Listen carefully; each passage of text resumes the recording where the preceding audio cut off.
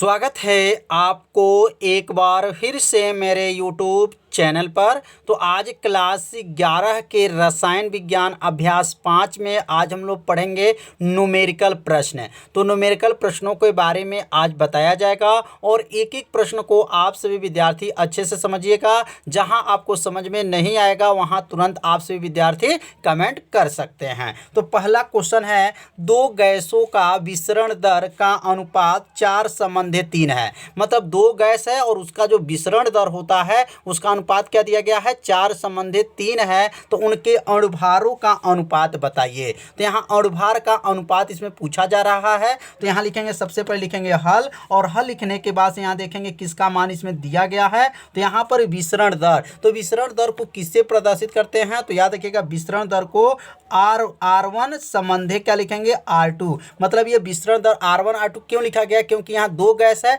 तो दो गैसों का अनुपात क्या हो जाएगा विसरण दर का, तो R1 संबंधे R2 बराबर हो जाएगा क्या है यहाँ पर 4 संबंधे क्या है, 4:3 है। अगर ये संबंधे को जब हटाया जाएगा तो क्या बन जाएगा, R1 बटा हो जाएगा और यहाँ लिखेंगे R2 बराबर हो जाएगा और यहाँ लिखेंगे 4/3। तो यहाँ R1 बटा R2 का मान क्या आ गया आपका, 4/3 आ गया है। अब इसमें किसका जो मान पूछा जा रहा है, तो यहाँ लिखेंगे यम1 संबंधे जो है यम2 बराबर लिख देंगे प्रश्नवाचक। मतलब यम1 संबंधे यम2 बराबर प्रश्नवाचक का मतलब यह हो गया कि इनके अणुभारों का अनुपात ज्ञात करना है। अब यहाँ पे सूत्र लिखेंगे, तो सूत्र क्या है, जो है ग्राहम के विसरण दर नियम बताया जा चुका है। ग्राहम के विसरण दर के नियम से, यह फार्मूला के नियम से यह प्रश्न को हल किया जाएगा। तो सूत्र क्या होता है, तो R1 बटा R2 होता है बराबर होता है अंडर रूट में क्या होता है, यम2 बटा क्या है,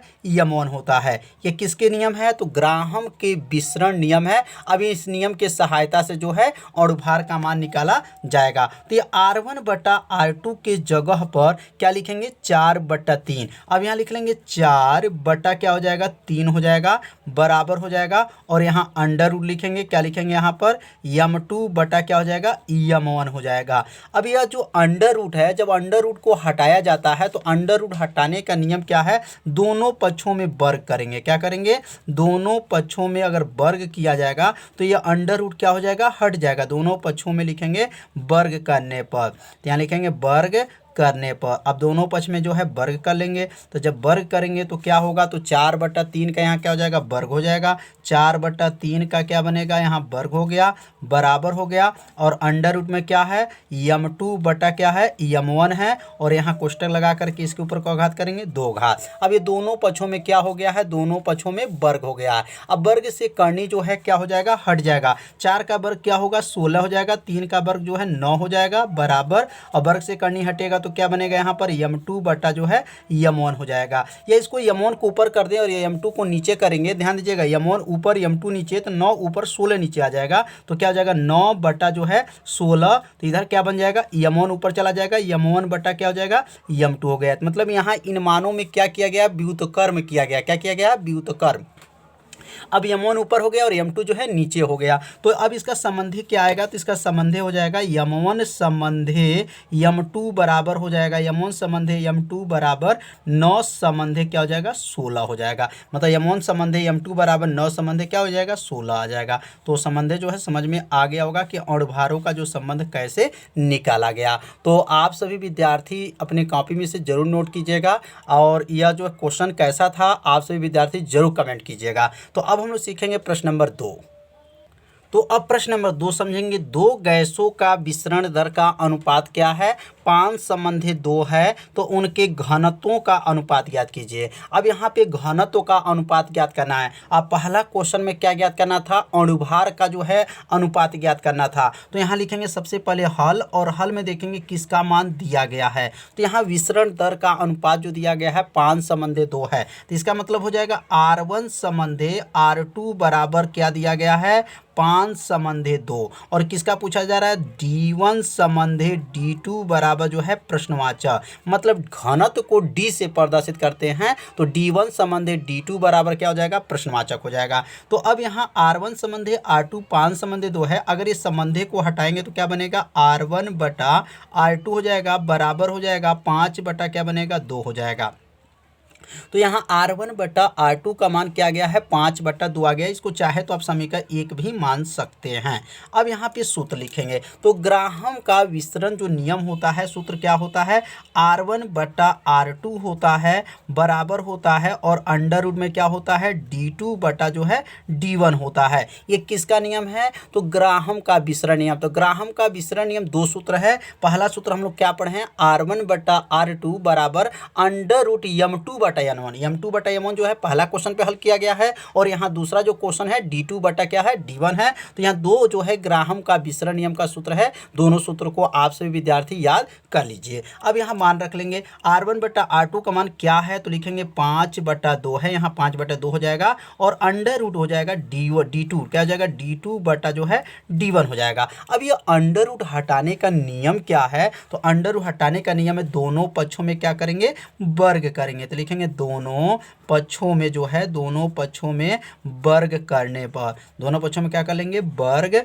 करने पर। अब वर्ग किया जाएगा तो दोनों पक्ष में जब वर्ग करेंगे तो 5 का यहाँ का हो जाएगा 5 जो है 2 का क्या बनेगा वर्ग हो जाएगा, बराबर हो जाएगा अंडर रूट क्या हो जाएगा D2 बटा जो है D1 का क्या हो जाएगा वर्ग हो जाएगा। अब वर्ग से जो है या करनी क्या हो जाएगा हट जाएगा। 5 का वर्ग क्या होगा 25 होगा, 2 का वर्ग क्या होगा 4 होगा, बराबर हो जाएगा यहाँ D2 बटा क्या हो जाएगा D1 हो जाएगा। तो समझ में आ रहा होगा, वर्ग से करनी क्या होता है हट जाता है और 5 का वर्ग 25 और 2 का वर्ग जो है 4 होता है। अब यहाँ पे क्या करेंगे D1 को ऊपर करेंगे और D2 को नीचे कर देंगे और 4 को ऊपर करेंगे 25 को नीचे करेंगे, मतलब यहाँ व्युत्क्रम का नियम लागू करेंगे। तो व्युत्क्रम को जब लागू करेंगे तो क्या हो जाएगा 4 बटा जो है 25 हो जाएगा, बराबर इधर क्या हो जाएगा D1 बटा जो है क्या हो जाएगा D2 हो जाएगा। अब यहाँ पे जब इसका अनुपात निकालेंगे तो क्या लिखेंगे D1 संबंधे D2 बराबर क्या होगा 4 संबंधे जो है 25 हो जाएगा। तो यहाँ मान जो निकला किसका मान निकल गया, घनत्वों का जो है अनुपात आ गया। D1 संबंधे D2 बराबर 4 संबंधे जो है 25। तो समझ में आ गया होगा प्रश्न नंबर 2 भी। तो प्रश्न नंबर 1 प्रश्न नंबर 2 जो है अपनी कॉपी में जरूर नोट कीजिए। अब हम लोग सीखेंगे प्रश्न नंबर 3।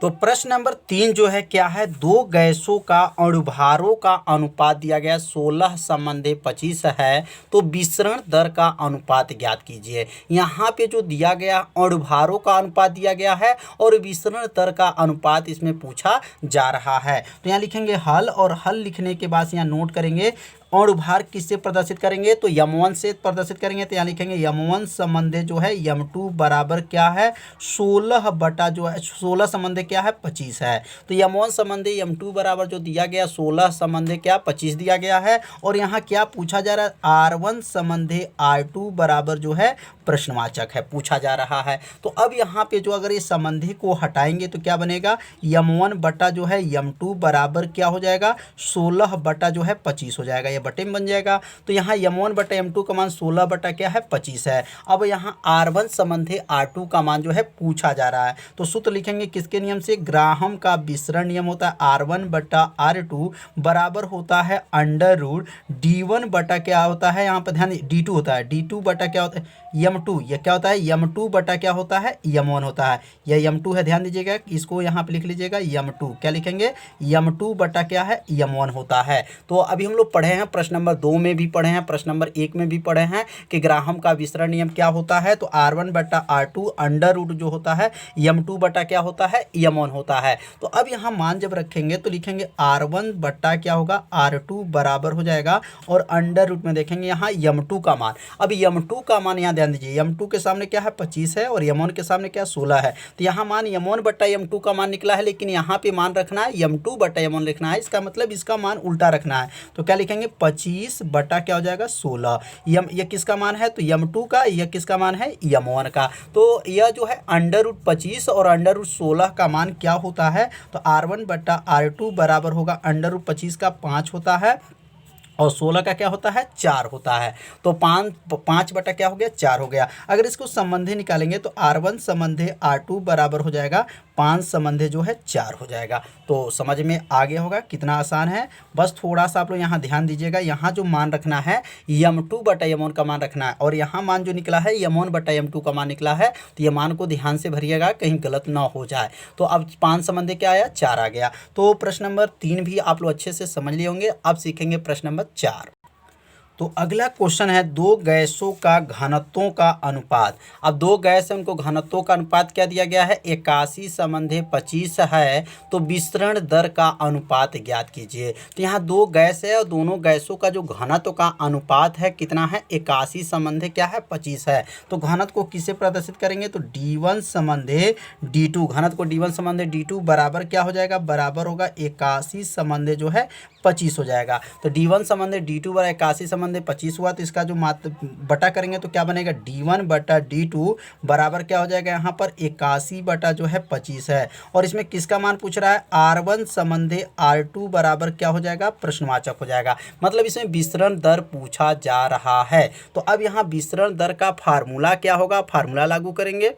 तो अब सूत्र होता है R1/R2 होता है बराबर होता है और अंडर रूट क्या होता है, D2/D1 होता है। अब यहाँ पे लिखेंगे R1/R2 हो जाएगा बराबर जो है, अब यहाँ अंडर रूट में ध्यान देंगे D2/D1 को रखना है और यहाँ जो मान निकला है D1/D2 को मान निकला है, यहाँ मान उल्टा को रखना है। तो क्या मान रखेंगे, D2 के सामने 25 है, D1 के सामने 81 है। तो यहाँ मान रखेंगे 25 बटा क्या हो जाएगा, 81 हो जाएगा। अब यहाँ पे जब ये बाहर निकलेगा अंडर रूट से, जब ये बाहर आ जाएगा तो क्या बनेगा, यहाँ पे लिखेंगे R1/R2 बराबर जो है 25 का 5 होगा और 81 का जो है क्या होता है, 9 होता है। का जो अंडर रूट 25 का मान 5 और 81 का क्या होता है, 9 होता है। अब इसको संबंधे जब करेंगे तो R1/R2 बराबर जो है क्या हो जाएगा, 5/9 हो जाएगा। तो मान जो निकला समझ में आ गया होगा, कितना आसान है।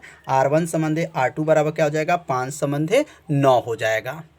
अब अगला प्रश्न है दो गैसों का घनत्वों का अनुपात 16:81 है। तो विस्तरण दरों का अनुपात ज्ञात कीजिए। तो पहले इस क्वेश्चन को आप सभी विद्यार्थी पहले अपने कॉपी में क्या कीजिए, नोट कर लीजिए और नोट करके इसको हल कीजिए।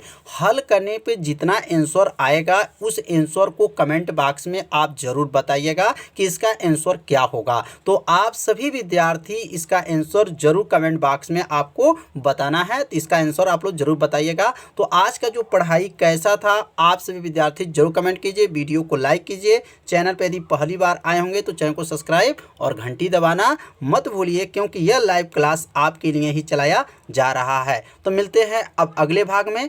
अगले भाग में न्यूमेरिकल वाले भाग में ही मिलेंगे, क्योंकि न्यूमेरिकल चल रहा है तो अगला भाग में न्यूमेरिकल ही बनेगा। तो न्यूमेरिकल भाग में अगले भाग में जो मिलेंगे, तो आप सभी विद्यार्थी इस वीडियो को शेयर भी कीजिए अपने दोस्तों के पास, जिससे आपके सभी दोस्त भी जान जाए कि मतलब केमिस्ट्री का जो है कोचिंग चल रहा है। तो आज जो है इतना ही, मिलते हैं अगले भाग में। तब तक के लिए सभी विद्यार्थियों को नमस्कार।